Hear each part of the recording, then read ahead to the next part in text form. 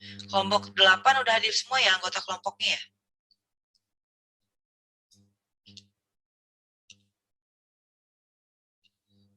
Amel udah ada, Putri Agustina udah ada, Dita udah ada, udah ada, Rifki udah ada, Fuji udah ada, berarti udah hadir semua. Kelompok 8 udah siap presentasinya atau masih membutuhkan waktu sebentar untuk mempersiapkan?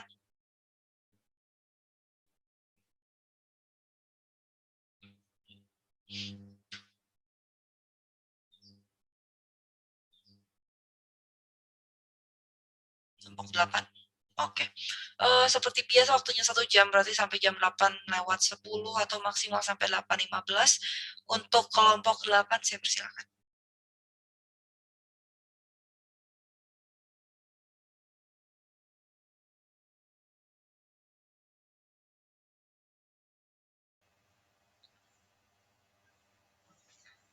Baik, terima kasih kepada Ibu yang telah mempersilahkan kami untuk presentasi. Bismillahirrahmanirrahim. Assalamualaikum warahmatullahi wabarakatuh. Selamat pagi, salam sejahtera bagi kita semua. Yang terhormat Bapak Babang Robandi dan Ibu Rianita Puspitasari selaku dosen pengampu mata kuliah landasan pendidikan serta teman-teman kelas 2B Teknologi Pendidikan 2021 yang hadir pada pertemuan pagi hari ini. Puji dan syukur marilah kita panjatkan kepada Tuhan Yang Maha Esa yang telah memberikan kita beribu-ribu nikmat, salah satunya nikmat sehat, sehingga pada akhirnya kita dapat berkumpul pada pertemuan hari ini. Tak lupa salawat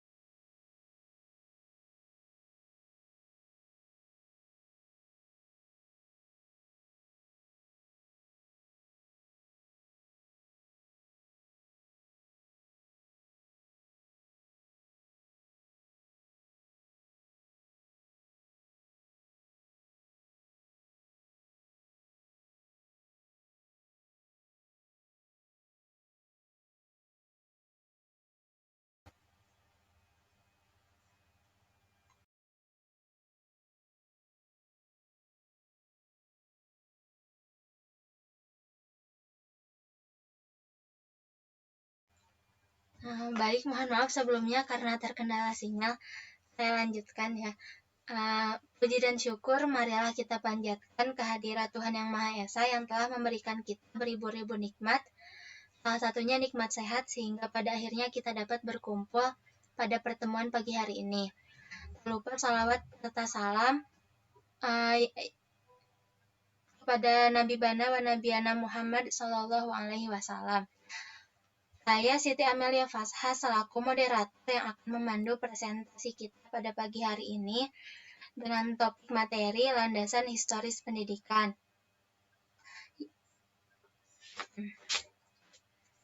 Dari zaman sebelum merdeka hingga sekarang kita sudah mengenal istilah pendidikan.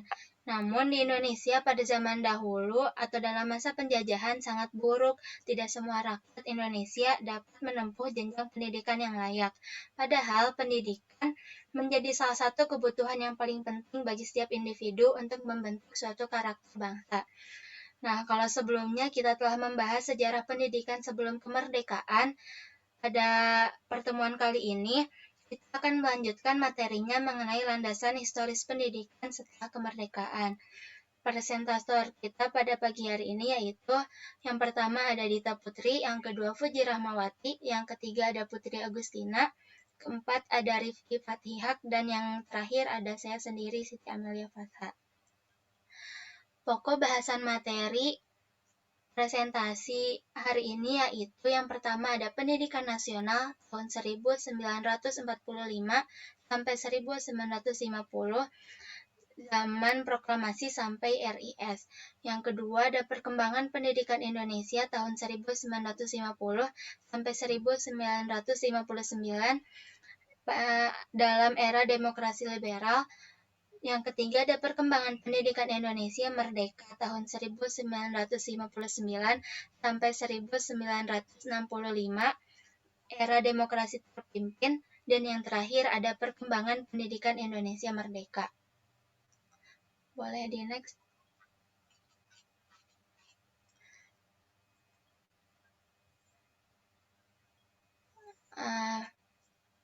Materi yang pertama yaitu mengenai Pendidikan Nasional Indonesia tahun 1945 sampai 1950 dari proklamasi sampai RIS akan disampaikan oleh saya sendiri. Pendidikan Nasional Indonesia. Setiap bidang kegiatan yang ingin dicapai manusia untuk maju pada umumnya dikaitkan dengan bagaimana keadaan bidang tersebut pada masa yang lampau. Dengan demikian juga halnya dengan bidang pendidikan. Sejarah pendidikan merupakan bahan pembanding untuk memajukan pendidikan suatu bangsa. Sejarah telah memberi penerangan, contoh dan teladan bagi manusia dan diharapkan akan dapat meningkatkan peradaban manusia itu sendiri di masa kini dan masa yang akan datang. Revolusi nasional merupakan lanjutan dari sederet konflik yang terjadi sejak Belanda menanamkan kekuasaannya di Indonesia yang dicetuskan dalam proklamasi kemerdekaan pada tanggal 17 Agustus 1945. Proklamasi merupakan suara rakyat yang telah berhasil menghancurkan kolonialisme di Indonesia, sehingga sistem pendidikan pun diubah, yang dicetuskan oleh Menteri Pendidikan kita, Ki Hajar Dewantara, yang lebih mengutamakan patriotisme, hingga Komisi Pendidikan membentuk panitia perancang RUU tentang pendidikan dan pengajaran. Next. Yang pertama ada Undang-Undang Dasar. Pengakuan kedaulatan oleh Belanda melahirkan RIS pada tanggal 27 Desember 1949 adalah undang-undang sebagai pedoman di lapangan pendidikan. Yang pertama ada pasal Undang-Undang Dasar 1945 yang menyatakan tentang pendidikan. Yang pertama ada pasal 31 ayat 1, tiap warga negara berhak mendapatkan pengajaran.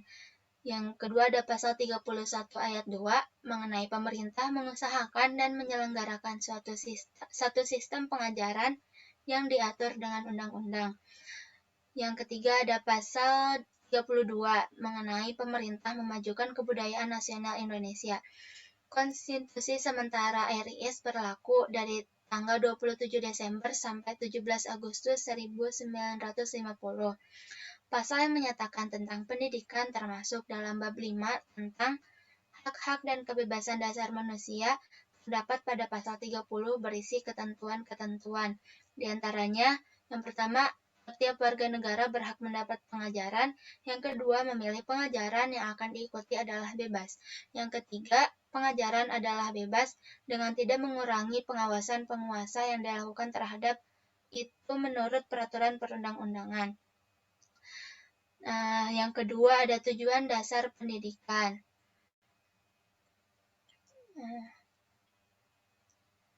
Hasil dari Kongres Pendidikan Indonesia tahun 1947, Usaha Panitia Pembentukan Rencana Undang-Undang Pokok Pendidikan 1948 dan Pengajaran dan Kongres Pendidikan 1949, yaitu Undang-Undang Nomor 4 tahun 1950 tentang dasar-dasar pendidikan dan pengajaran di sekolah untuk seluruh Indonesia sampai yang diundangkan pada tanggal 4 April 1950. Tujuan pendidikan dan pengajaran berdasarkan Undang-Undang Nomor 4 1950 tertuang pada pasal 3, yaitu membentuk manusia susila yang cakap dan warga negara yang demokratis, serta bertanggung jawab terhadap kesejahteraan masyarakat dan tanah air. Pada pasal 4 tercantum bahwa pendidikan dan pengajaran berdasarkan atas asas-asas yang termaktub dalam Pancasila, Undang-Undang Dasar Negara Republik Indonesia, dan atas kebudayaan kebangsaan Indonesia. Boleh di next.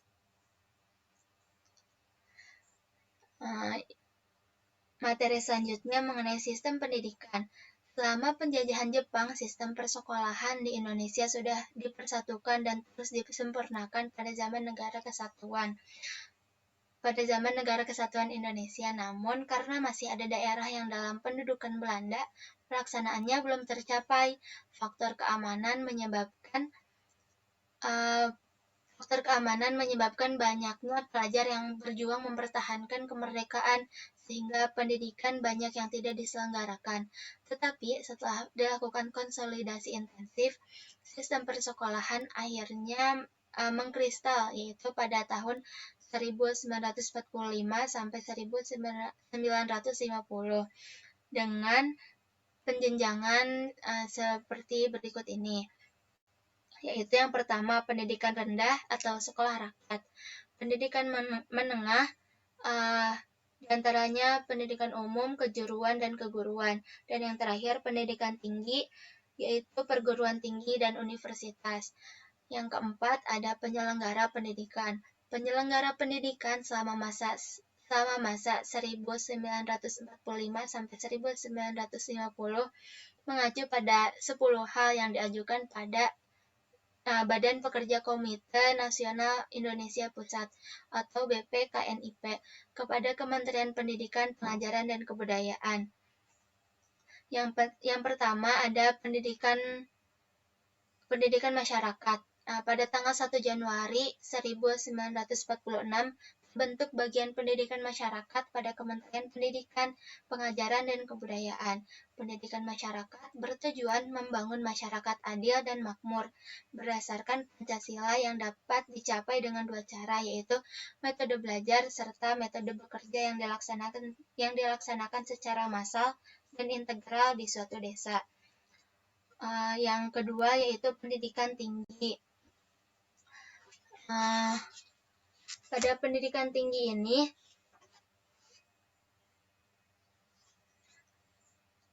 termasuk ada pendidikan kedokteran, pendidikan ilmu politik, kedokteran hewan, kedokteran gigi, dan lain-lain. Mungkin cukup sekian materi yang dapat saya sampaikan. Selanjutnya akan disempurnakan oleh presentator kedua, yaitu Dita Putri. Kepadanya saya persilahkan. Baik, terima kasih kepada Amel sebagai moderator. Boleh di next. Selanjutnya ada penyelesaian bekas pelajar pejuang bersenjata. Next lagi. pada masa perjuangan mempertahankan eksistensi Negara Kesatuan Republik Indonesia yang diproklamasikan pada 17 Agustus 1945 sehingga penyerahan kedaulatan oleh pemerintah kolonial Belanda pada 27 Desember 1949.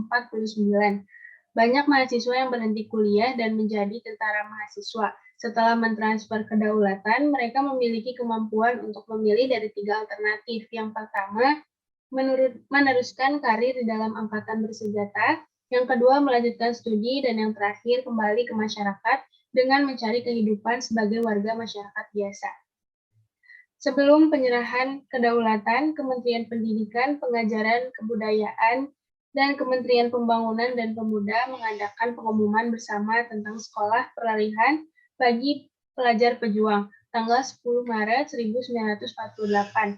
Isi pengumuman tersebut adalah bahwa Kementerian Pendidikan, Pengajaran dan Kebudayaan, dan Kementerian Pembangunan dan Pemuda tidak lama lagi akan membuka sekolah-sekolah peralihan di Yogyakarta, Surabaya, Magelang, Madiun, dan beberapa tempat lainnya jika dipandang perlu dan mungkin. Sekolah-sekolah tersebut, yang pertama ada Sekolah Menengah Umum Bagian Pertama atau SMP, yang kedua, Sekolah Menengah Umum Bagian Atas atau SMA. Yang ketiga, Sekolah Guru Laki-Laki atau SGL. Boleh di next. Selanjutnya ada kurikulum pendidikan. Salah satu hasil dari panitia penyelidik pengajaran yang berkenaan dengan kurikulum menetapkan bahwa setiap rencana pelajaran pada setiap jenjang pendidikan sekolah hendaknya meningkatkan kesadaran bernegara dan bermasyarakat, meningkatkan pendidikan jasmani, dan meningkatkan pendidikan watak. Pembahasan kurikulum antara lain menghasilkan kurikulum SR 1947 yang membedakan 3 macam struktur program. Yang pertama ada SR yang menggunakan pengantar bahasa daerah seperti Jawa, Sunda, dan Madura pada kelas yang lebih rendah. Yang kedua, SR yang menggunakan pengantar bahasa Indonesia sejak kelas 1, dan yang terakhir, SR yang diselenggarakan sore hari oleh karena keadaan terbatas sampai kelas 4, sedangkan kelas 5 dan kelas 6 harus pagi. Kurikulum SR 1947 terdiri atas 16 mata pelajaran, yaitu Bahasa Indonesia, Bahasa Daerah, Berhitung, Ilmu Alam, Ilmu Hayat, Ilmu Bumi, Sejarah, Menggambar, Menulis, Seni Suara, Pekerjaan Tangan, Gerak Badan, Kebersihan dan Kesehatan, Pendidikan Budi Pekerti, Pendidikan Agama. Kurikulum SMP 1947 mencakup 9 kelompok mata pelajaran. Yang pertama ada kelompok bahasa seperti bahasa Indonesia, Inggris, dan daerah. Yang kedua kelompok ilmu pasti, yaitu contohnya seperti berhitung, aljabar, dan ilmu ukur. Yang ketiga pengetahuan alam. Yang keempat pengetahuan sosial. Yang kelima pelajaran ekonomi. Yang keenam pelajaran ekspresi. Ketujuh pendidikan jasmani. 8 budi pekerti, dan yang terakhir agama. Boleh di next. Selanjutnya ada perkembangan pendidikan Indonesia tahun 1950 sampai 1959 atau demokrasi liberal. Next lagi.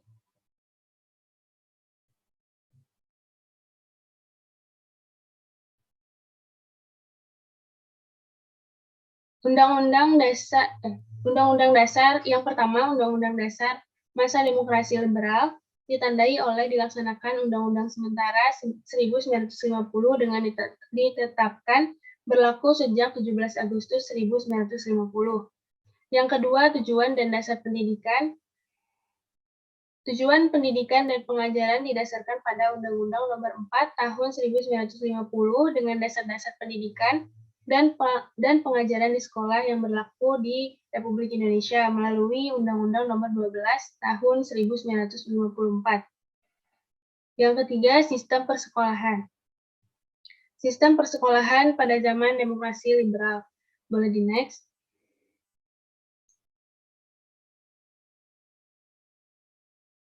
Pada dasarnya mengikuti zaman sebelum yang disesuaikan dengan Undang-Undang Nomor 12 Tahun 1954. Berdasarkan pada pasal 6 ayat 1, menurut jenisnya pendidikan dan pengajaran terbagi menjadi 4, yaitu pendidikan dan pengajaran taman kanak-kanak, pendidikan dan pengajaran rendah, pendidikan dan pengajaran menengah, pendidikan dan pengajaran tinggi. Pendidikan dan pengajaran luar biasa diberikan dengan khusus untuk mereka yang membutuhkan. Yang ketiga, pendidikan dan pengajaran taman kanak-kanak bermaksud menuntun timbulnya rohani dan jasmani anak-anak sebelum ia masuk sekolah rendah. Yang keempat, pendidikan dan pengajaran rendah bermaksud menuntun rohani dan jasmani anak-anak, memberikan kesempatan kepadanya guna mengembangkan bakat dan kesukaannya masing-masing. Yang kelima, pendidikan dan pengajaran menengah bermaksud untuk melanjutkan dan meluaskan pendidikan dan juga pengajarannya yang diberikan di sekolah rendah untuk mengembangkan cita-cita hidup serta membimbing kesanggupan murid sebagai anggota masyarakat. Yang keenam, pendidikan dan pengajaran tinggi bermaksud memberi kesempatan kepada pelajar untuk menjadi orang yang dapat memberi pimpinan. Yang terakhir, pendidikan dan pengajaran luar biasa bermaksud memberi pendidikan dan pengajaran kepada orang-orang yang dalam keadaan kekurangan. Pada tanggal 25 Agustus 1950, sebagai tindak lanjut dari pengumuman bersama, Kementerian Pendidikan, Pengajaran dan Kebudayaan Negara Kesatuan Republik Indonesia mengeluarkan pengumuman tentang Kaisar Perubahan Sekolah-sekolah dalam tahun pengajaran 1945 sampai 1950. Selanjutnya ada sekolah rakyat. Yang pertama itu SR Negeri. Semua SR Negeri harus menjadi sekolah biasa dengan bahasa Indonesia sebagai bahasa pengantar. Kelas-kelas pemulihan juga dibuka untuk murid-murid SR yang tadinya memakai bahasa Belanda sebagai bahasa pengantar saja. Yang kedua, SR partikulir. Yang pertama bersubsidi, yang kedua istimewa. Selanjutnya ada SM atau MS. Yang pertama SMP negeri, SMP 4 tahun di bawah menjadi 3 tahun.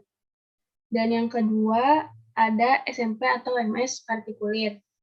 Yang ketiga ada VHO atau AMS atau HBS atau MHS.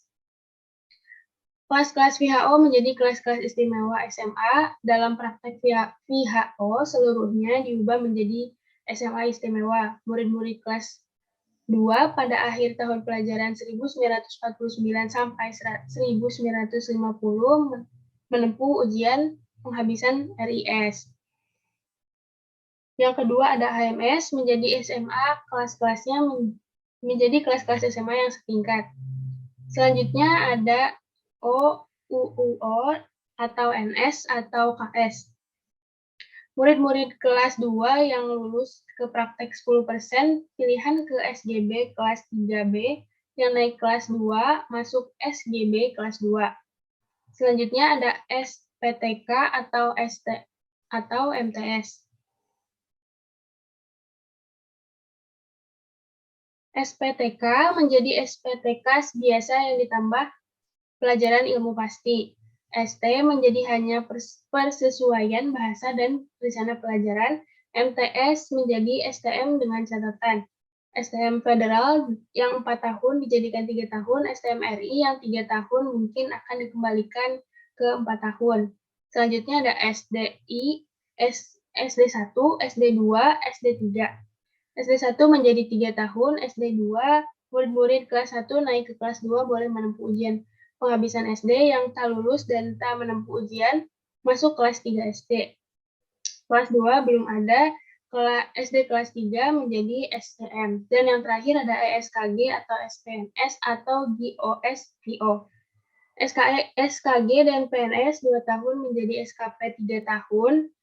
Murid-murid SKG kelas 1 yang naik kelas masuk kelas 2 SKP, yang ketiga murid-murid SKG kelas 2 yang tak ada kemungkinan untuk masuk kelas 3 SKP yang tak lulus masuk kelas 2 SKP. Yang terakhir GOSVO diubah menjadi SGKP. Sekian yang bisa saya sampaikan, saya kembalikan kepada moderator.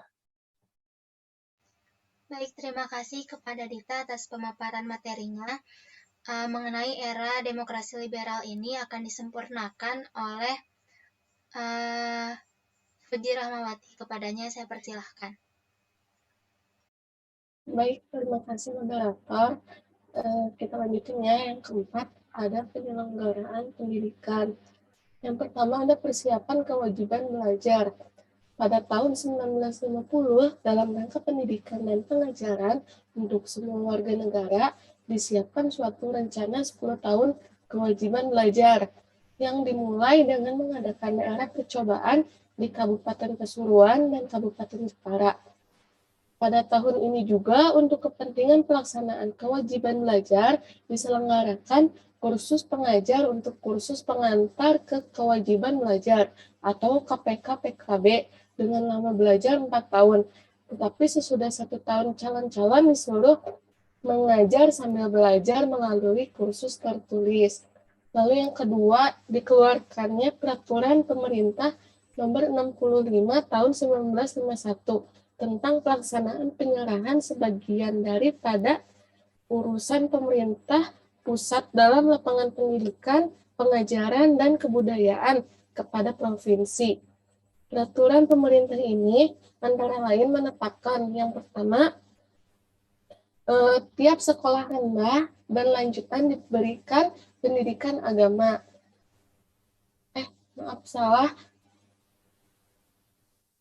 Yang pertama yaitu mendirikan sekolah-sekolah rendah. Lalu yang kedua memberikan subsidi kepada sekolah rendah. Yang ketiga sekolah rendah dengan segala urusan mengenai penyelenggaraan. Yang keempat penghubung antara pemerintah dan gerakan pemuda. Dan yang terakhir adalah memimpin dan memajukan kesenian daerah. Lalu yang ketiga adalah pendidikan agama. Peraturan bersama Menteri Pendidikan, Pengajaran, dan Kebudayaan dan Menteri Agama nomor 17678 tanggal 16 Juli 1951 yang antara lain menetapkan yang pertama, di tiap-tiap sekolah rendah dan sekolah lanjutan diberikan pendidikan agama.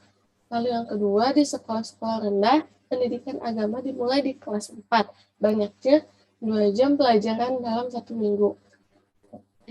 Ketiga, di lingkungan yang istimewa, pendidikan agama dimulai di kelas 1 dan jamnya dapat ditambah menurut kebutuhan, tetapi tidak melebihi 4 jam seminggu. Dengan ketentuan bahwa mutu pengetahuan umum bagi sekolah-sekolah rendah itu tidak boleh dikurangi dibandingkan dengan sekolah-sekolah rendah di lain-lain lingkungan. Yang keempat, di sekolah-sekolah lanjutan tingkat pertama dan tingkat atas, baik sekolah umum maupun FAK diberikan pendidikan agama 2 jam pelajaran dalam tiap-tiap minggu. Yang terakhir, pendidikan agama diberikan menurut agama murid masing-masing. Lalu yang keempat, ada pendidikan masyarakat. Tenaga yang bekerja dalam bidang pendidikan masyarakat pada mulanya adalah guru-guru sekolah.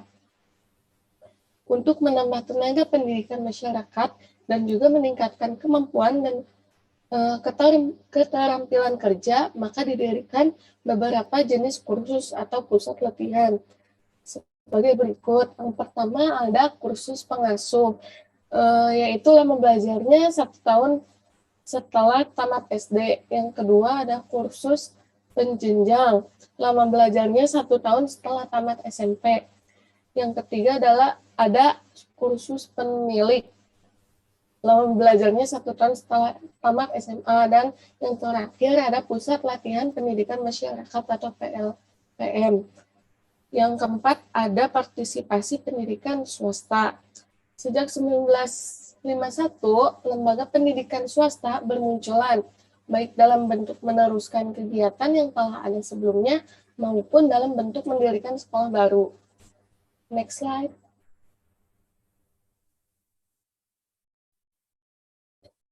Perkembangan pendidikan Indonesia merdeka tahun 1959 sampai 1965, yaitu masa demokrasi terpimpin. Next slide.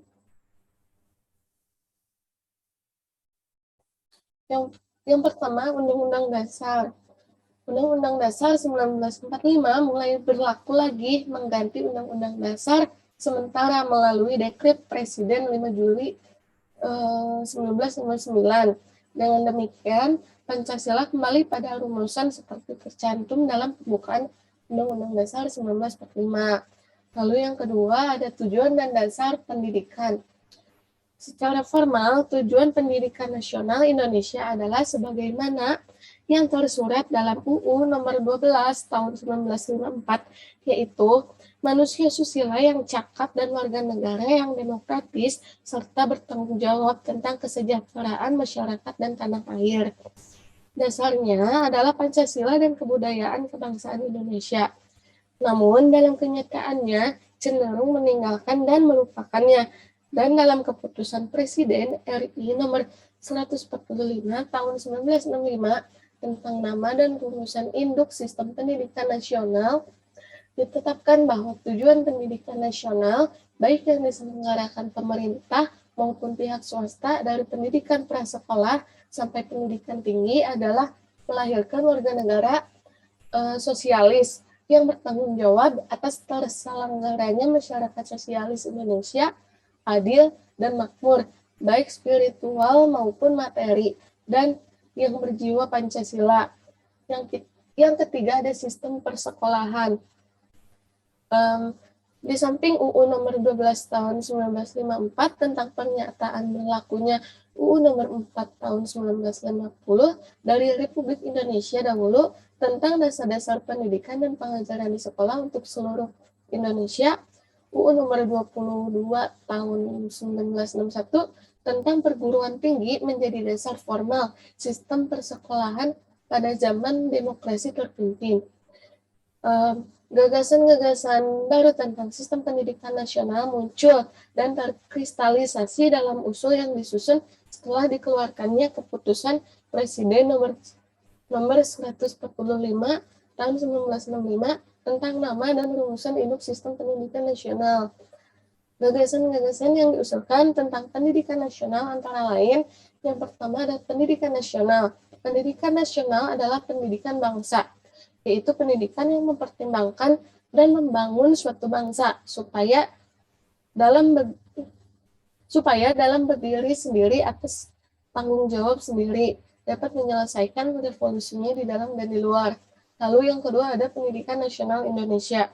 Pendidikan nasional Indonesia adalah pendidikan yang secara spiritual membina bangsa yang berpancasila dan melaksanakan UUD 45, sosialisme Indonesia, demokrasi terpimpin, kepribadian Indonesia, dan merealisasikan ketiga kerangka tujuan revolusi Indonesia. Sesuai dengan Manipol, yaitu membentuk negara kesatuan Republik Indonesia berwilayah dari Sabang sampai Merauke, menyelenggarakan suatu masyarakat sosialis Indonesia yang adil dan makmur, lahir batin, melenyapkan kolonialisme, mengusahakan susunan dunia baru tanpa penjajahan, penindasan, dan penghisapan ke arah perdamaian, persahabatan internasional yang sejati dan abadi. Next slide.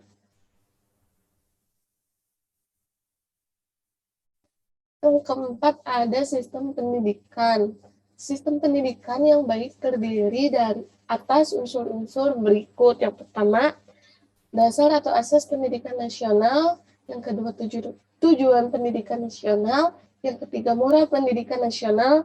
Yang keempat, pancawardhana atau pengembangan pokok pendidikan nasional. Yang kelima, pengembangan khusus dari pendidikan nasional. Yang keenam, pelaksanaan pendidikan nasional. Yang ketujuh, politik pendidikan nasional. Yang kedelapan, struktur perguruan atau persekolahan dalam rangka pendidikan nasional. Yang kesembilan, kurikulum perguruan atau persekolahan dalam rangka pendidikan nasional. Yang ke-10, metode atau didaktik perguruan atau persekolahan dalam rangka pendidikan nasional. Berdasarkan pemikiran tersebut, maka diusulkan konsep struktur persekolahan yang terdiri atas yang pertama ada taman kanak-kanak, yang kedua ada sekolah dasar, yang ketiga sekolah menengah pertama, keempat adalah sekolah menengah atas, dan yang kelima universitas. Sekian dari pemaparan saya kembalikan ke moderator. Baik, terima kasih kepada Fuji atas pemaparan materinya. Untuk materi selanjutnya akan disampaikan oleh Rifki. Kepadanya saya persilahkan. Baik, terima kasih moderator atas waktunya. Baik teman-teman, di sini saya akan menjelaskan mengenai penyelenggaraan pendidikan pada masa era demokrasi terpimpin. Pendidikan pada masa demokrasi terpimpin ini diselenggarakan dalam beberapa bentuk. Yang pertama itu ada Sabta Usaha Tama. Pada tanggal 17 Agustus 1959, Menteri Muda Pendidikan, Pengajaran, dan Kebudayaan mengeluarkan instruksi yang disebut Sabta Usaha Tama, yang terdiri atas penertiban aparatur dan usaha-usaha Kementerian Pendidikan, Pengajaran, dan Kebudayaan. Menggiatkan kesenian dan olahraga, mengharuskan usaha halaman, mengharuskan penabungan, mewajibkan usaha-usaha kooperasi, mengadakan kelas masyarakat, dan yang terakhir membentuk regu kerja di kalangan SLA atau universitas. Lalu bentuk yang kedua ada Pancawardana. Pada tanggal 10 Oktober 1960, Menteri Pendidikan, Pengajaran, dan Kebudayaan menetapkan Pancawardana atau 5 pokok perkembangan. Yang pertama itu ada perkembangan cinta bangsa dan tanah air, moral nasional atau internasional atau keagamaan. Lalu yang kedua, perkembangan inteligensi. Yang ketiga, perkembangan emosional, artistik atau rasa keharuan dan keindahan lahir batin. Lalu yang keempat, perkembangan keprigelan atau semacam kerajinan tangan. Lalu yang terakhir, perkembangan jasmani. Lalu bentuk yang ketiga pada penyelenggaraan pendidikan ini yaitu ada panitia pembantu pemeliharaan sekolah dan perkumpulan orang tua murid dan guru-guru atau POMG. Pada keputusan Menteri Pendidikan, Pengajaran, dan Kebudayaan nomor 58438 tanggal 6 Desember 1954 tentang panitia pembantu pemeliharaan sekolah, menetapkan yaitu guru mewujudkan dan memelihara hubungan erat antara orang tua murid dan sekolah. Bagi tiap-tiap sekolah dibentuk suatu panitia pembantu pemeliharaan sekolah. Lalu terdiri atas beberapa orang tua murid yang bertugas membantu memelihara sekolah, sehingga sekolah itu dapat hidup subur dan lebih sanggup memenuhi tugasnya sebagai tempat membentuk manusia susila yang cakap dan warga negara yang demokratis, serta bertanggung jawab tentang kesejahteraan masyarakat dan pendidikan nasional serta tanah air. Lalu untuk mencapai tujuan itu, panitia berusaha mengadakan pertemuan-pertemuan antara orang tua atau wali murid dan guru-guru guna bersama-sama membicarakan hal-hal yang berkaitan dengan sekolah, lalu bertukar pikiran dan bila perlu mengambil keputusan tentang apa yang perlu diselenggarakan. Menyelenggarakan segala sesuatu yang diperlukan oleh sekolah, murid, dan guru yang belum atau tidak dicukupi oleh pemerintah. Segala sesuatu yang dilaksanakan oleh panitia hanya mengenai semata-mata sekolah yang bersangkutan, dan panitia tidak berhak mencampuri urusan pimpinan sekolah atau urusan teknis pengajaran yang menjadi kompetisi kepala sekolah, guru-guru, dan inspeksi pengajaran. Pada pertemuan ini didirikan suatu perkumpulan yang mengikat orang tua murid, dan guru-guru yang disebut perkumpulan orang tua murid dan guru-guru yang bisa disingkat yaitu POMG, yang bertujuan ikut serta memelihara sekolah yang bersangkutan.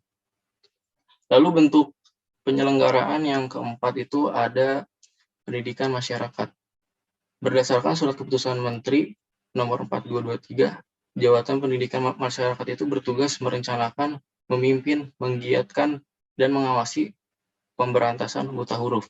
Merencanakan, memimpin, menggiatkan, dan mengawasi kursus, mengusahakan buku-buku untuk mengisi perpustakaan rakyat, mengusahakan buku-buku pimpinan atau buku pelajaran untuk memberantas buta huruf, serta buku-buku dan majalah untuk memelihara dan memperdalam kecakapan membaca dan menulis. Lalu membantu gerakan kepanduan, lalu yang terakhir membantu inisiatif masyarakat untuk kemajuan kaum wanita. Jabatan Pendidikan Masyarakat ini berubah menjadi Direktorat Pendidikan Masyarakat pada tanggal 1 Januari 1961 dengan 5 buah inspektorat, yaitu yang pertama pendidikan fundamental, pendidikan kader, pendidikan perpustakaan rakyat, pendidikan taruna karya, dan yang terakhir pendidikan kesejahteraan keluarga. Lalu bentuk penyelenggaraan yang kelima itu ada perguruan tinggi. Undang-Undang Nomor 22 Tahun 1961 tentang perguruan tinggi menetapkan yang terjadi di Jakarta pada tanggal 14 Desember 1991, menetapkan kalau perguruan tinggi ini merupakan lembaga ilmiah yang mempunyai tugas menyelenggarakan pendidikan dan pengajaran di atas perguruan tingkat menengah dan yang memberikan pendidikan dan pengajaran berdasarkan kebudayaan kebangsaan Indonesia dengan cara ilmiah. Lalu perguruan tinggi ini memiliki tujuan umum yang membentuk manusia susila yang berjiwa Pancasila dan bertanggung jawab akan terwujudnya masyarakat sosialis Indonesia yang adil dan makmur, material dan spiritual. Lalu menyiapkan tenaga yang cakap untuk memangku jabatan yang memerlukan pendidikan tinggi dan yang cakap berdiri sendiri dalam memelihara dan memajukan ilmu pengetahuan. Melakukan penelitian dan usaha kemajuan dalam lapangan ilmu pengetahuan, kebudayaan, dan kehidupan kemasyarakatan. Perguruan tinggi ini diselenggarakan atau dilakukan oleh pemerintah dan badan hukum swasta.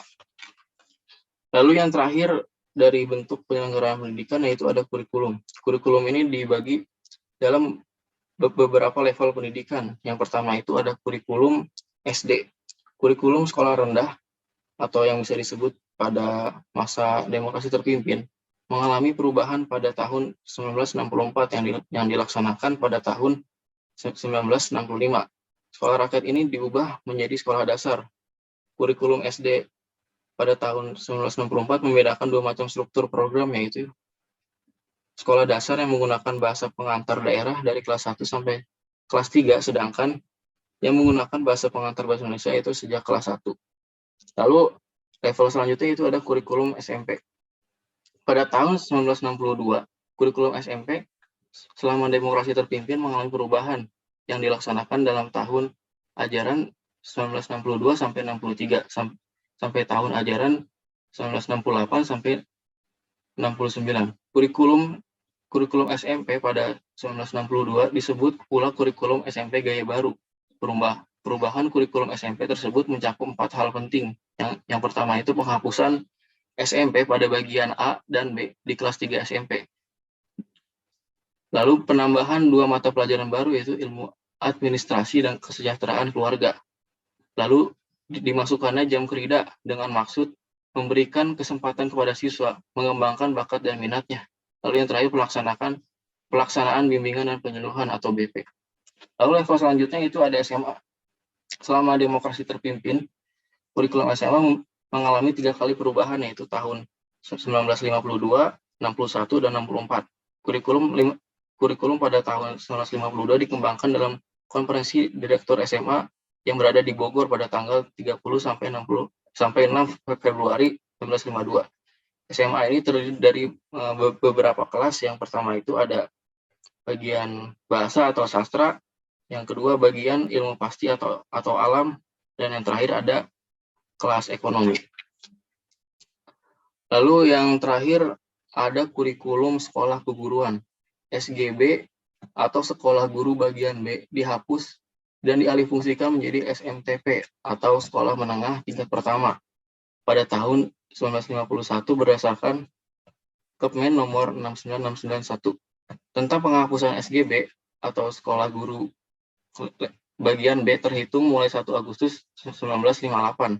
SGA atau sekolah guru bagian A diubah menjadi sekolah pendidikan guru, dan SGPD atau sekolah guru pendidikan jasmani diubah menjadi sekolah guru olahraga atau SGO. Sedangkan SGTK atau sekolah guru taman kanak-kanak diintegrasikan ke SPG, sehingga SPG menjadi mendidik calon guru sekolah dasar dan taman kanak-kanak. Boleh di next. Oke, baik teman-teman, kita masuk kepada era perkembangan pendidikan Indonesia merdeka pada zaman Orde Baru. Next. Jadi pada perkembangan pendidikan nasional Indonesia pada zaman Orde Baru ini memiliki beberapa fase. Yang pertama itu pada tahun 1966 sampai 1969, yaitu zaman awal Orde Baru atau masa transisi. Orde Baru ini dimulai setelah tragedi penumpasan atau peristiwa G30 SPKI pada tahun 1965 yang ditandai oleh upaya melaksanakan Undang-Undang Dasar 1945 secara murni dan konsekuen. Pelaksanaannya dilengkapi dengan 24 ketetapan MPRS, 1 resolusi MPRS, dan 1 keputusan MPRS tahun 1966. Lalu adapun tujuan dan dasar pendidikan yaitu Haluan penyelenggaraan pendidikan dikoreksi melalui TAP MPRS nomor 22 mengenai agama, pendidikan, dan kebudayaan. Ketetapan ini memuat beberapa pasal. Yang pertama, dasar pendidikan adalah falsafah negara Pancasila. Lalu tujuan pendidikan itu sendiri adalah membentuk manusia Pancasilais sejati berdasarkan ketentuan-ketentuan seperti yang dikehendaki oleh pembukaan Undang-Undang Dasar 1945 dan isi Undang-Undang Dasar 1945. Sedangkan untuk mencapai dasar dan tujuan tersebut, isi pendidikan adalah sebagai berikut, yaitu mempertinggi moral-moral budi pekerti dan memperkuat keyakinan beragama, mempertinggi kecerdasan dan keterampilan, membina atau memperkembangkan fisik yang kuat dan sehat. Lalu untuk sistem persekolahan yang ini masih sama dengan zaman-zaman yang sebelumnya. Pada sistem persekolahan pada zaman masa transisi ini masih menggunakan struktur Undang-Undang Dasar nomor 12 tahun 1954 dan Undang-Undang nomor 22 tahun 1961. Ya, mungkin itu saja dari saya. Selebihnya saya serahkan kepada moderator. Baik, terima kasih kepada Rifki atas pemaparan materinya. Materi ini akan disempurnakan oleh presentator terakhir kita, yaitu Putri Agustina. Kepadanya saya persilahkan. Baik, terima kasih kepada moderator. Di sini saya akan melanjutkan materi dari Rifki Fatihak tadi, yaitu tentang masa perkembangan pendidikan pada zaman Orde Baru, yaitu poin D, penyempurnaan kurikulum pendidikan sekolah. Nah, yang pertama yaitu adalah penyempurnaan kurikulum SD 1964 menjadi kurikulum SD 1968 yang berlaku pada tahun 1968. Nah, penyempurnaan kurikulum ini mencakup beberapa prinsip. Yang prinsip yang pertama yaitu prinsip umum pelaksanaan pendidikan nasional Pancasila, yaitu prinsip umum pelaksanaan pendidikan nasional Pancasila ini menganut beberapa prinsip juga. Yang prinsip yang pertama adalah integritas, yang kedua kontinuitas, dan yang terakhir adalah sinkronisasi. Nah, prinsip selanjutnya yaitu adalah landasan IDIL. Prinsip yang ketiga yaitu prinsip umum pembinaan kurikulum, dan prinsip yang keempat adalah prinsip pendidikan sekolah dasar, dan yang terakhir adalah asas-asas didaktik metodik sekolah dasar. Dan selanjutnya yaitu adalah penyempurnaan kurikulum SMP 1962 atau kurikulum gaya baru menjadi kurikulum SMP 1967. Nah, ini berlaku pada tahun 1968. Kurikulum SMP ini juga ada beberapa poin. Yang pertama adalah kelompok pembinaan jiwa Pancasila. Nah, kelompok mata pelajaran ini berfungsi untuk membina dan mempertinggi moral Pancasila. Poin yang kedua yaitu kelompok pembinaan pengetahuan dasar. Nah, kelompok pembinaan pengetahuan dasar ini berfungsi mengembangkan akal pikiran untuk dapat menguasai dasar-dasar pengetahuan yang dapat dipergunakan untuk mengenal lingkungan, hukum-hukum alam, dan meningkatkan kesejahteraan hidup serta dapat melanjutkan pelajaran ke tingkat yang lebih tinggi. Poin yang selanjutnya pada pendidikan sekolah menengah pertama atau SMP yaitu kelompok mata pelajaran berfungsi membina keterampilan praktis yang berguna bagi siswa untuk bekal hidup di masyarakat. Untuk penyempurnaan kurikulum yang ketiga yaitu adalah penyempurnaan kurikulum SMA 1964 atau yang disebut dengan kurikulum Pancawardhana menjadi kurikulum SMA 1968 melalui rapat di Semarang dan hasilnya disahkan di Tugu oleh antar direktorat pada tanggal 18 sampai 20 Desember 1967 dan diberlakukan pada tahun 1968. Tujuan-tujuan penyempurnaan kurikulum pendidikan SMA itu yang pertama adalah membentuk manusia Pancasila sejati berdasarkan ketentuan-ketentuan seperti yang dikehendaki oleh pembuka dan isi UUD 1945. Tujuan yang kedua yaitu mempersiapkan anak didik untuk memasuki perguruan tinggi.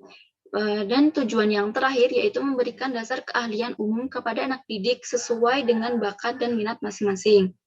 Untuk yang penyempurnaan kurikulum yang terakhir yaitu terjadi pada kurikulum sekolah kejuruan pada tahun 1967 menjadi kurikulum 1968. Next slide.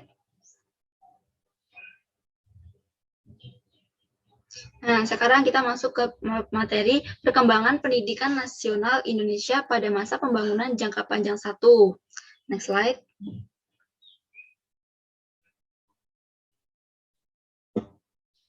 Nah, ini yang pertama, perkembangan pendidikan nasional Indonesia pada masa pembangunan jangka panjang 1 ini yang pertama adalah Undang-Undang Dasar. Nah, pembangunan jangka panjang pertama 1 atau yang disebut dengan PJP 1 merupakan pengamalan Pancasila dan Undang-Undang Dasar 1945 dan pelaksanaannya mengacu pada ketetapan umum sidang MPR yang berkenaan dengan garis-garis besar haluan negara atau GBHN. Nah, yang pertama, GBHN itu mengacu pada yang pertama adalah TAP MPRS RI nomor SLI MPRS 1968 tentang tugas pokok Kabinet Pembangunan yang menjadi landasan penyusunan dan pelaksanaan Repelita 1 yang dihasilkan Sidang Umum MPRS 1968. Yang kedua yaitu mengacu pada TAP MPR RI nomor 4 MPR 1973 tentang garis-garis besar haluan negara yang dihasilkan Sidang Umum MPR 1973. Yang ketiga yaitu mengacu pada TAP MPR RI nomor 2 MPR 1978 tentang garis-garis besar haluan negara yang dihasilkan Sidang Umum MPR 1978. Yang keempat yaitu TAP MPR RI nomor 4 MPR 1983 tentang garis-garis besar haluan negara yang dihasilkan Sidang Umum MPR 1983. Dan yang terakhir yaitu mengacu kepada TAP MPR RI nomor 2 MPR 1988 tentang garis-garis besar haluan negara yang dihasilkan Sidang Umum MPR 1988. Selanjutnya, next slide. Nah, di sini juga ada tujuan dan dasar pendidikan. Tujuan dan dasar pendidikan ini ada beberapa dasar yang melandasinya. Yang pertama yaitu TAP MPR RI nomor 4 MPR 1973 yang menetapkan bahwa pendidikan hakikatnya adalah usaha sadar untuk mengembangkan kepribadian dan kemampuan di sekolah maupun di luar sekolah selama seumur hidup.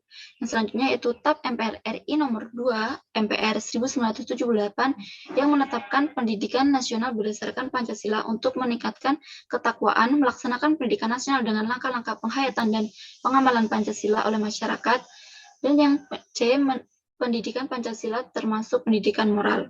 Selanjutnya yaitu TAP MPR RI nomor 4 MPR 1983 yang menetapkan pendidikan nasional Pancasila bertujuan memperkuat kepribadian dan mempertebal semangat kebangsaan cinta tanah air.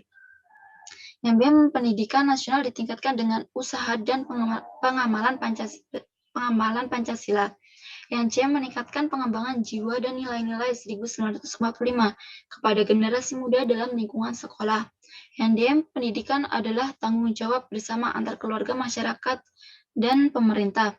Selanjutnya yaitu TAP MPR RI nomor 2 MPR 1988 yang mengatakan bahwa pendidikan nasional Pancasila bertujuan meningkatkan kualitas manusia Indonesia. Pendidikan merupakan proses budaya meningkatkan harkat dan martabat manusia dan untuk mencapai tujuan pendidikan nasional dengan segera menyempurnakan sistem pendidikan nasional. Dan dasar pendidikan yang terakhir yaitu ada pada Undang-Undang Nomor 2 Tahun 1989 yang menyatakan bahwa pendidikan nasional berdasarkan Pancasila dan UUD 1945, pendidikan nasional bertujuan mencerdaskan kehidupan bangsa dan mengembangkan manusia seutuhnya. Next slide.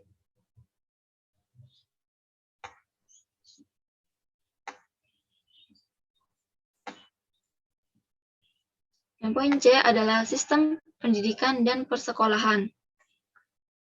Menurut UU nomor 2 tahun 1989, sistem pendidikan terdiri dari 3 jenis jenjang pendidikan, yaitu pendidikan dasar,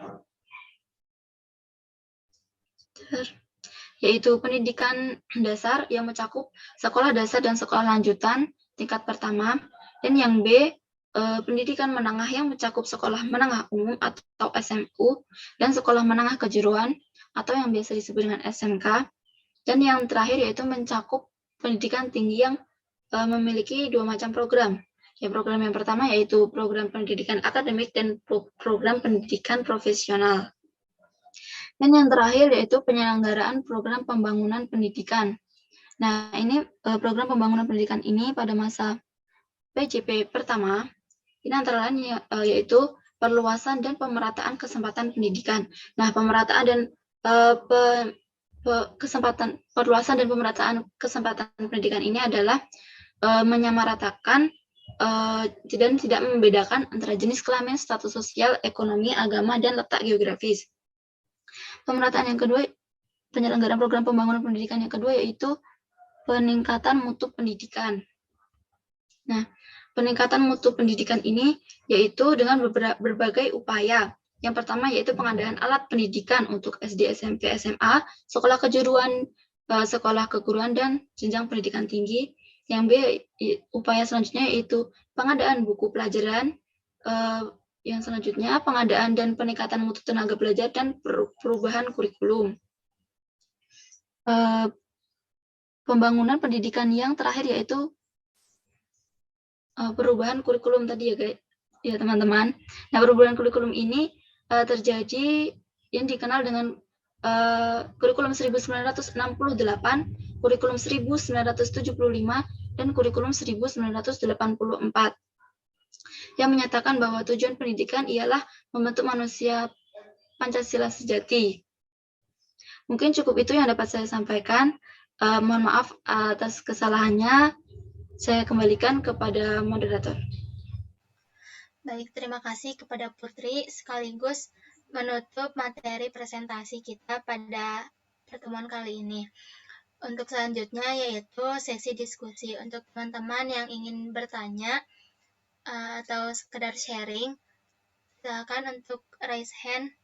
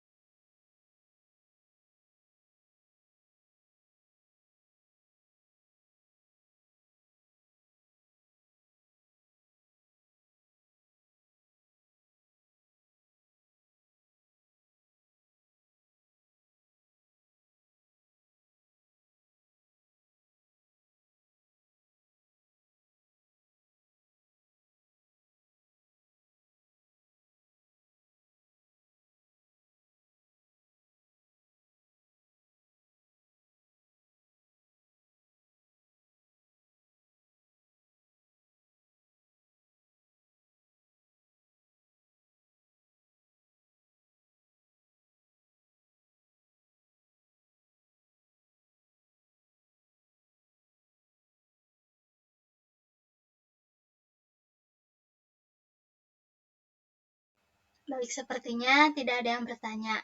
Kita buka sesi diskusi aja ya. Menurut teman-teman, setelah kita mengetahui landasan historis pendidikan ini,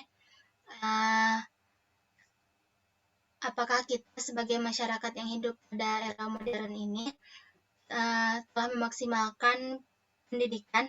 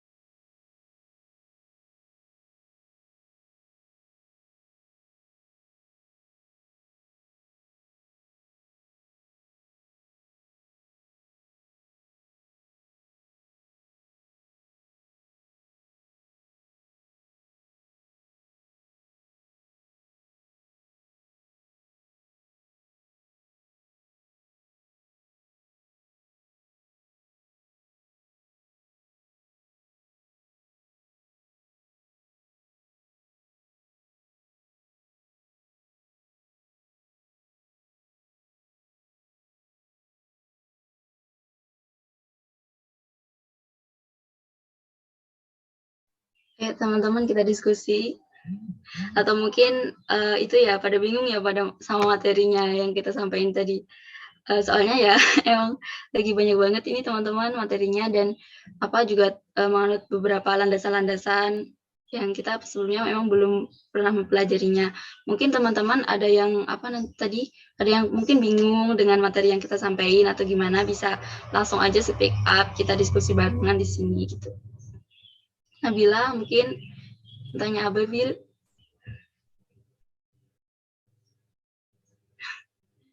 Oke, kalau belum ada, mungkin kita tadi itu ya, kita juga sempat membahas tentang peningkatan mutu pendidikan. Nah, di antaranya itu kan ada pengadaan alat pendidikan untuk SD, SMP, SMA, sekolah kejuruan. Nah, itu menurut di daerah kalian masing-masing itu gimana sih? Kalian udah pernah itu belum kayak menerima gitu, kayak pengadaan alat pendidikan untuk SD, waktu SMA, SMP gitu? Mungkin dari kalian ada yang pernah merasakan, atau ada di kalian mungkin yang ada tinggal di pedalaman dan belum pernah sama sekali menerima peningkatan mutu pendidikan yang semacam itu, yang kayak bantuan-bantuan gitu dari pemerintah, alat pendidikan, terus buku pelajaran mungkin. Udah pernah ya? Apa belum pernah? Izin masuk ya? Iya, gimana? Pernah pasti yang dapat bantuan itu pernah. Cuma kan karena aku dari SMK, jadi waktu konteksnya tuh kayak meja sama ya di sini hamam ya. Kayak mejanya tuh bentuknya kayak meja sama kursinya tuh udah satu gitu, satu gabung, yang dia tuh nggak dari kayu. Nah itu tuh khusus buat karena sekolahku tuh ada naik gitu loh, naik ke puncak gunung gitu, bertangga-tangga gitu. Jadi yang dapat yang kayak fasilitas kursi kayak gitu tuh cuma bagian depan aja, sedangkan bagian belakang itu terus buat meja-meja kayu yang zaman dulu. Jadi kayak ya yang karena aku dapatnya kelas belakang, yang bagian belakang itu, jadi kayak nggak ngerasain gitu kan. Jadi kayak kenapa nggak merata gitu, cuma bagian itu aja sih, masih jadi kecemburuan lah gitu ibaratnya. Gitu sih.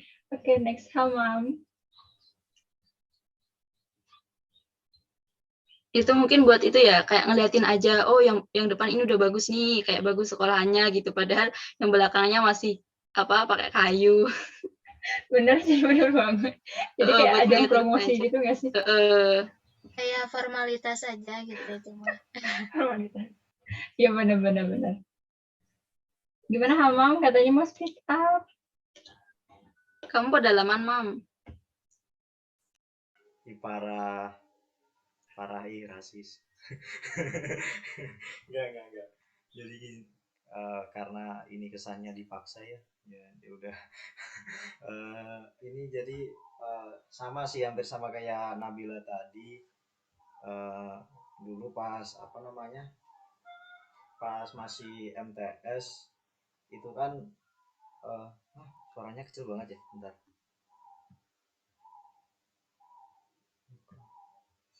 Cek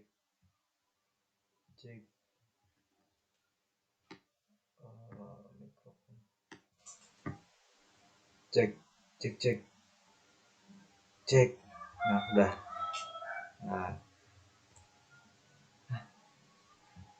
Nah, dulu kan pas masih di MTS tuh pernah ada akreditasi. Nah, pas sebelum ada akreditasi tuh ya kayak biasa aja. Jadi meja tersusun biasanya. Kalau proyektor emang udah ada, pas aku masuk tuh udah ada, cuma adanya cuma di kelas yang kelas 9, yang kelas 7, 8 tuh udah ada proyektor. Terus buat pemanfaatan lab juga udah lumayan, cuma pas ada akreditasi tuh entah mengapa tiba-tiba di depan kelas tuh ada kayak tempat buat cuci tangan gitu. Jadi kayak ada apa sih namanya? Jadi kayak ada alat yang wastafel, Mam. Enggak sampai wastafel, Put. Jadi kalau kamu nadah di bawah alat itu bakal keluar sabunnya gitu, tinggal cuci gitu aja gitu. Jadi tiba-tiba ada alat bagus aja pas akreditasi itu. Terus pas udah akreditasi hilang lagi alatnya, nggak tahu disimpan di mana. Jadi kayak kadang tuh sekolah masih ya mungkin bisa dibilang masih takut atau gimana buat netepin hal-hal kayak gitu karena ya bisa dibilang kan sekolah aku dulu cowok semua jadi mungkin karena takut cepat rusak namanya juga cowok kan pasti jahil kan ada tuh temanku dulu pas ada gitu aja dia sengaja jadi kayak nada lepas sampai kan kasihan gitu kalau kayak gitu kan jadi cepat rusak jadi mungkin ada kadang beberapa sekolah tuh punya alasan mungkin takut rusak terutama mungkin sekolah-sekolah swasta dulu kan sekolahku swasta jadi kadang pengadaan barang pendidikan atau barang yang fasilitas gitu tuh emang udah ada cuma buat apa namanya manfaatinya tuh kadang masih sekolah tuh masih berpikir dua kali gitu buat penggunaannya ke siswa secara langsung. Iya bener banget sih gitu sayang aja sama barangnya ya biasanya gitu daripada rusak gitu mending diamanin dulu gitu. Terus juga ada nih pernah dengar gak sih teman-teman kalau kan biasanya ada dana bos gitu ya bantuan dari pemerintah itu turun itu kan untuk apa kayak pembaruan buku-buku di perpustakaan terus apa pengadaan meja-meja baru buat fasilitas pendidikan tapi itu sama gurunya tuh nggak dibuat itu tapi dimanfaatin untuk pembangunan misalnya pembangunan sekolahan untuk apa namanya memperluas apa lahan atau membangun gedung-gedung gitu. Nah jadi kan kayak mahasiswanya tuh mahasiswa peserta didiknya tuh nggak mendapatkan fasilitas buku terus apa bangku-bangku yang yang seharusnya lebih bagus dari sebelumnya tapi malah digunakan untuk pembangunan dan pemperluasan lahan itu menurut tanggapan kalian itu gimana? Boleh mas.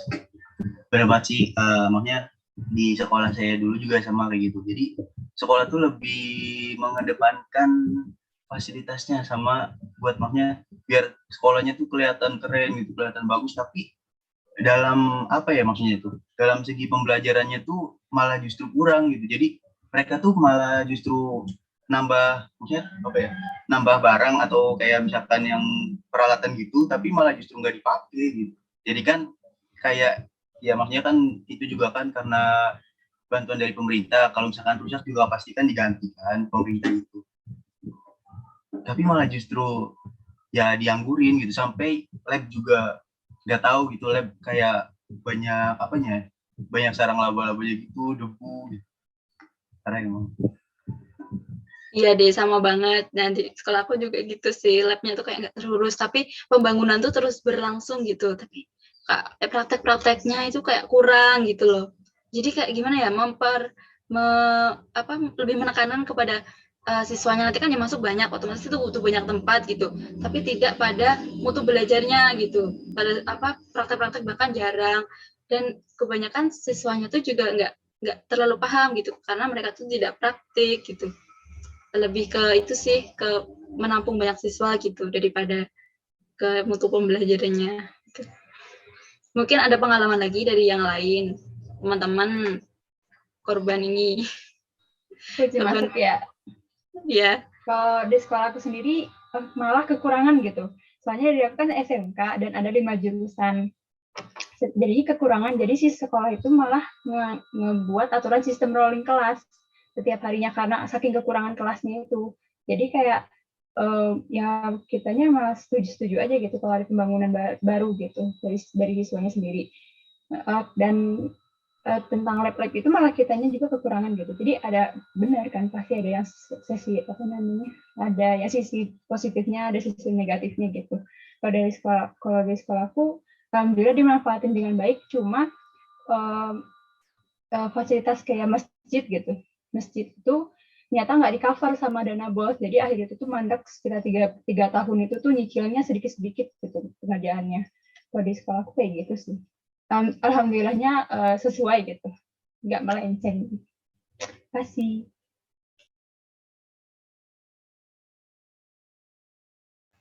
Nah, baik teman-teman, mungkin cukup sekian diskusi pada materi kali ini. Sekaligus menutup presentasi kita. Mohon maaf apabila ada kesalahan dan terima kasih atas partisipasinya. Saya kembalikan kepada Ibu Rianita. Terima kasih. Terima kasih untuk kelompok 8 dan teman-teman yang sudah ikut berdiskusi. Silakan berikan seperti biasa tepuk tangan virtualnya terlebih dahulu. Oke. Ntar saya ngebuka jendela tadi, saya tutup soalnya agak silau. Oke.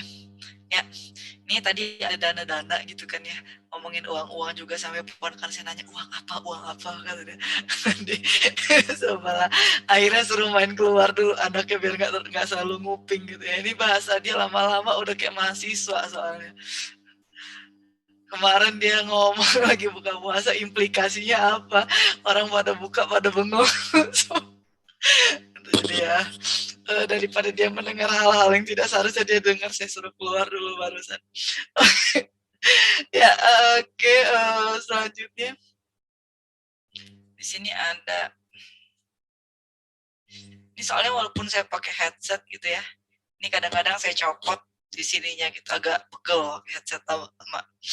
Oke, iya. Kalau pertanyaan nggak ada ya tadi ya sebenarnya, nggak ada yang kayak benar-benar mau bertanya gitu. Mungkin karena benar sih materinya tuh panjang banget gitu kan ya. Dan sebenarnya kalau nggak daring, saya tuh nggak pernah mengadakan presentasi untuk landasan historis kalau nggak daring gitu. Tapi lebih memilih untuk ngajak mahasiswa ke Museum Pendidikan Nasional UPI gitu. Jadi tahu, misalnya oh ini gambar fotonya ketika dulu masih Burger School tuh kayak gini.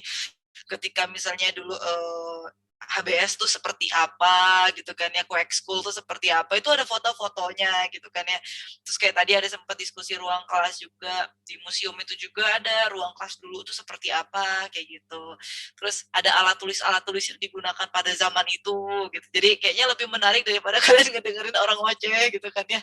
Jadi mungkin nanti kalau biar masih bingung mau lebih paham bisa ke sana. Saya udah ngecek sih ke museum, tapi mereka cuma menerima tur virtual, dan saya bilang virtual gitu kan ya, kayaknya akan tetap ngebosenin jadinya karena nggak bisa benar-benar kalian ngeliat realnya langsung. Tuh menarik banget sih sebenarnya di sana.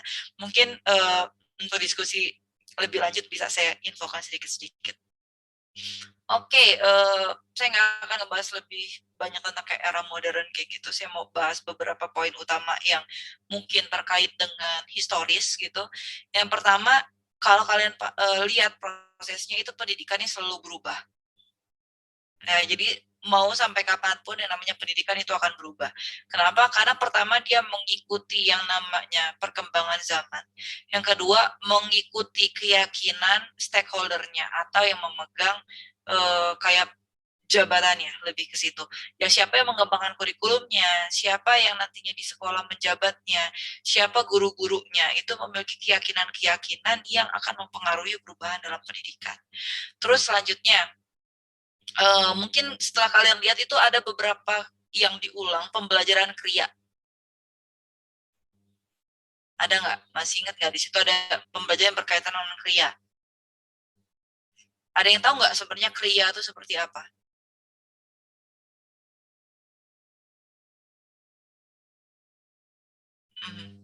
Tadi sempat beberapa kali sebenarnya itu pembelajaran yang katanya penting banget untuk pembelajaran itu di sekolah gitu kan ya.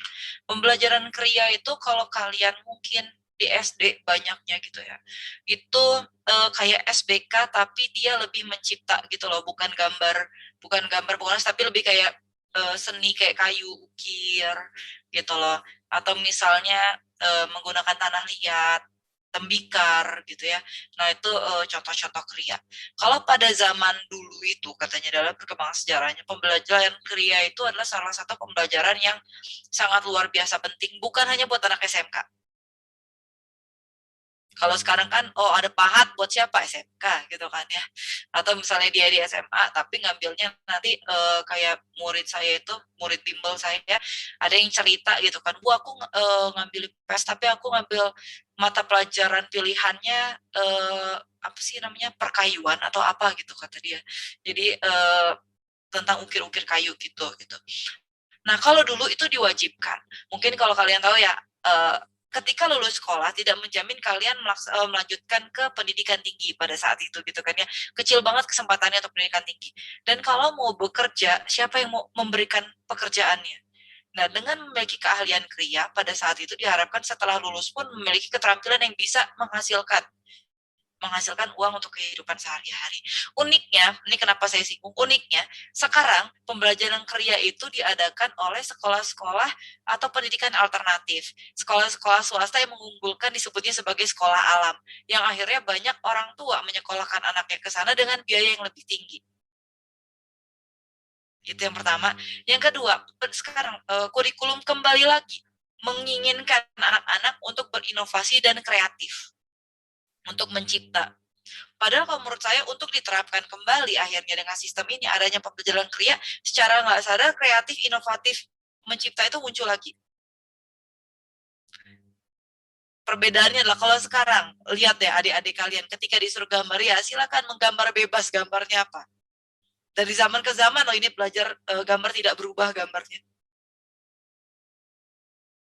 Ada yang bisa berikan contoh gambar? Ngomong?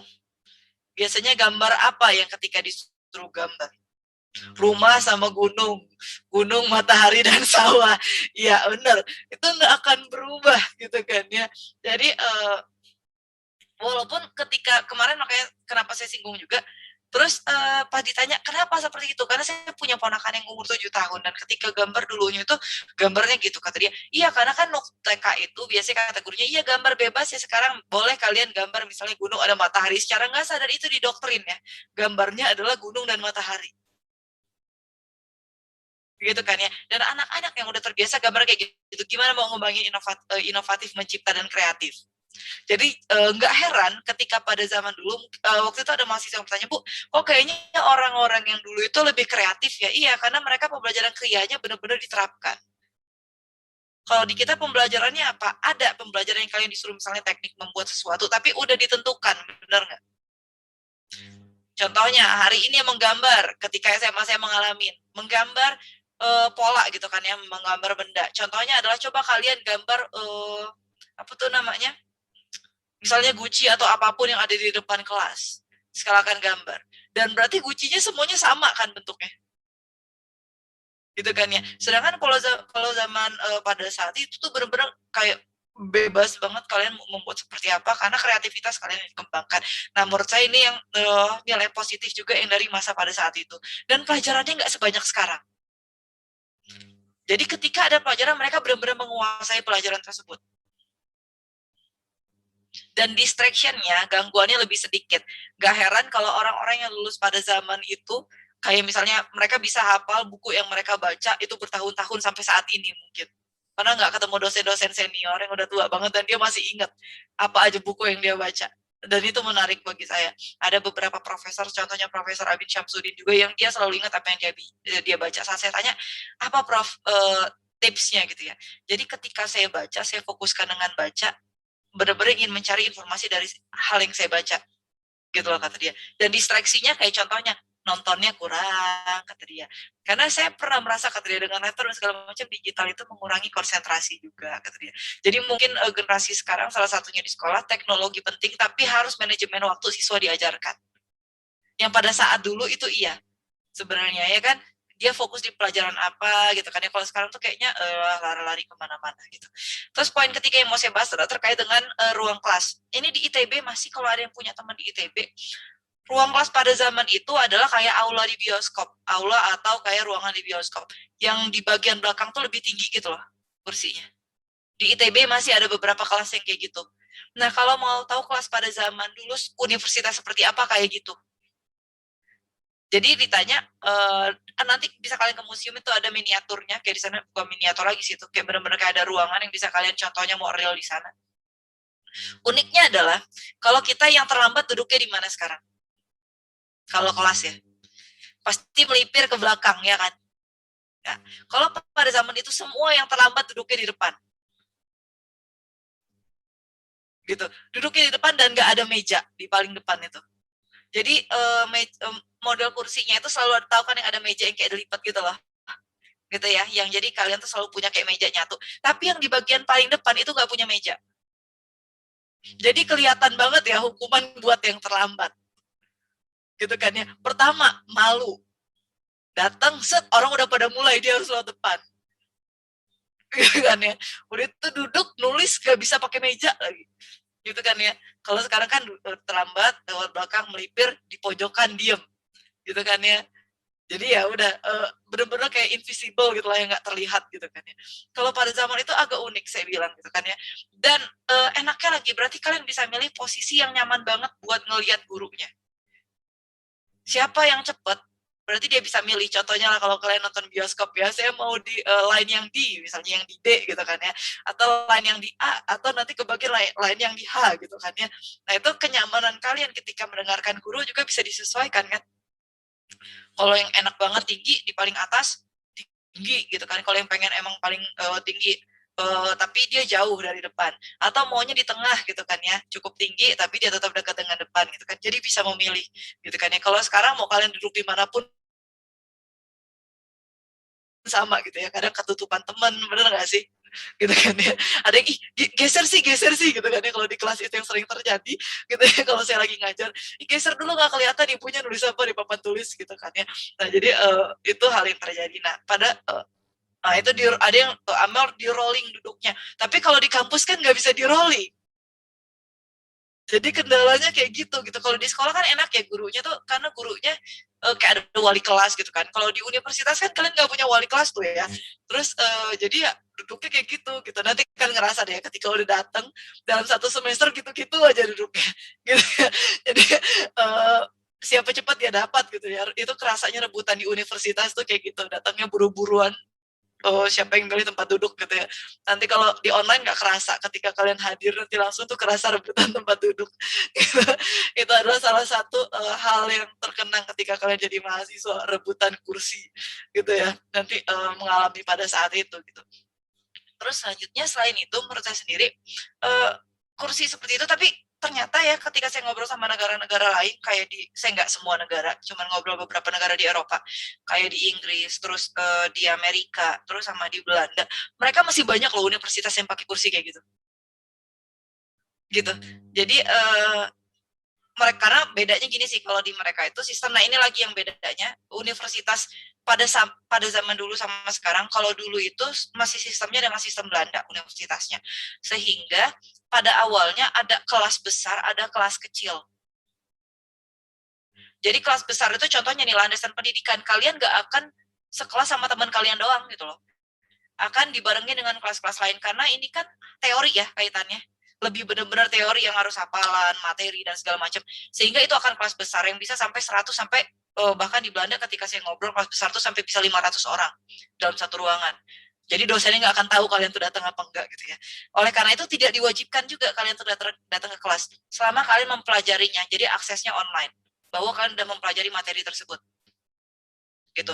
Tapi nanti ada kelas kecilnya, yang biasanya cuma kayak 20 orang, 15 orang, kayak gitu. Untuk apa? Untuk mengkaji lebih dalam materi tersebut, contohnya diskusi, gitu kan ya. Terus kayak misalnya analisis materi, analisis kasus, dan sebagainya. Nah, itu wajib datang. Oleh karena itu, di sana masih ada kelas besar yang gede, yang kayak ruangan bioskop gitu ya. Ada kelas kecil yang kayak kelas kita di kampus sekarang. Gunanya beda. Kalau kelas besar untuk materi, kayak landasan pendidikan. Kalau kelas kecil itu digunakan untuk diskusi.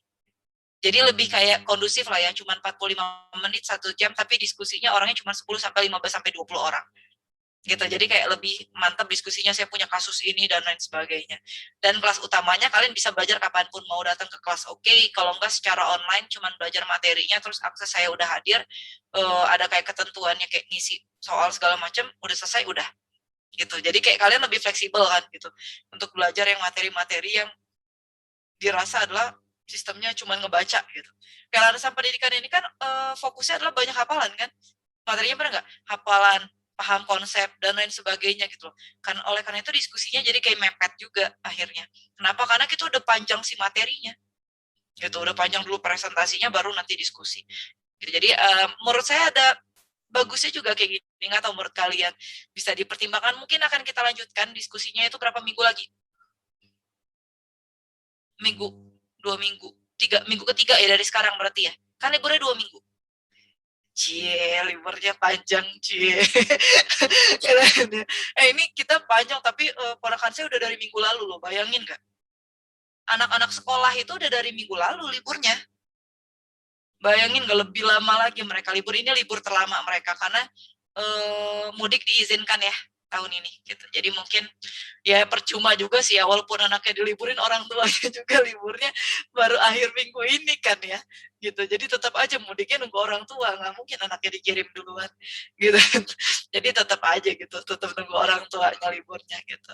Ini gimana, ada yang mau mudik-mudik kalian?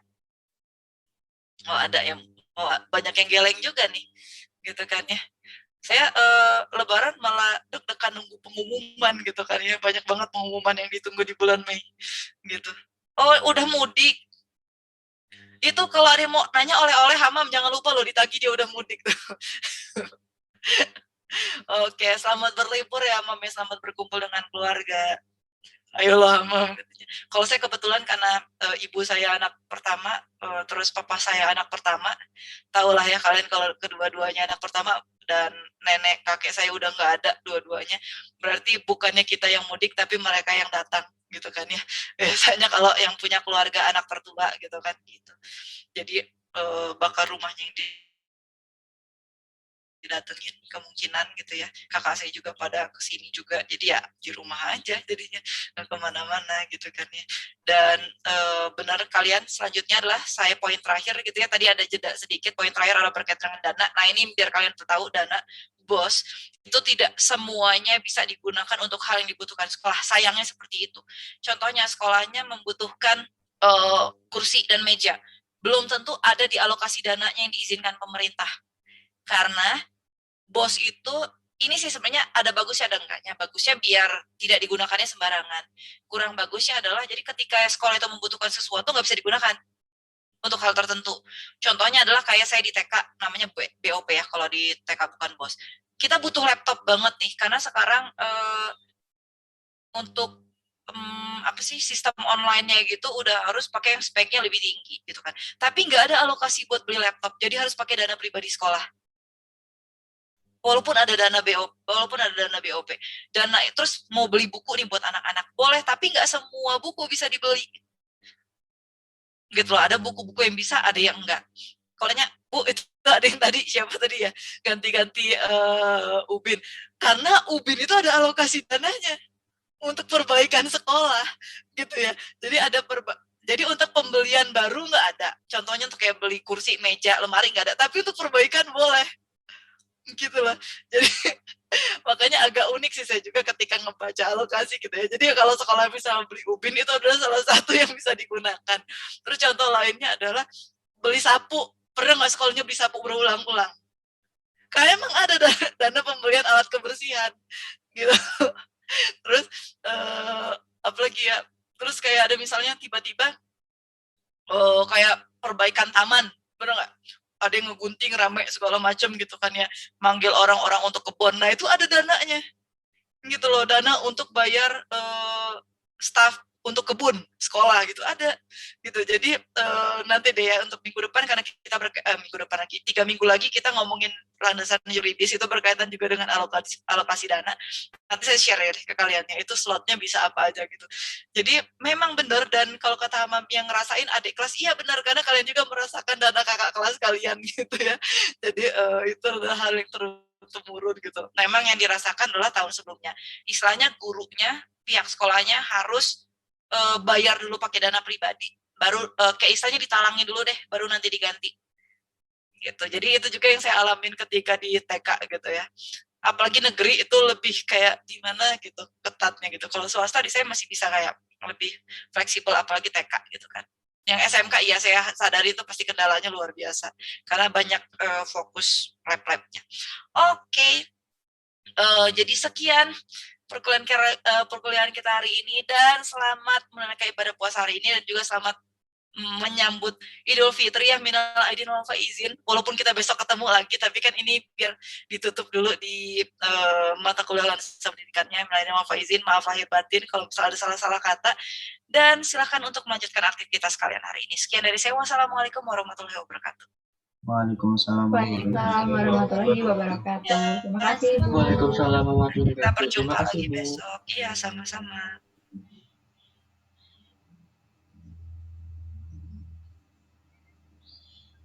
Mamam. Iya Mas. Oleh-oleh mam miniatur Masjid Agung. Wow, miniatur. Mahal, Cok. Mahal, Cok. Oleh-oleh mah miniatur. Jangan lupa. Abon lele aja mam.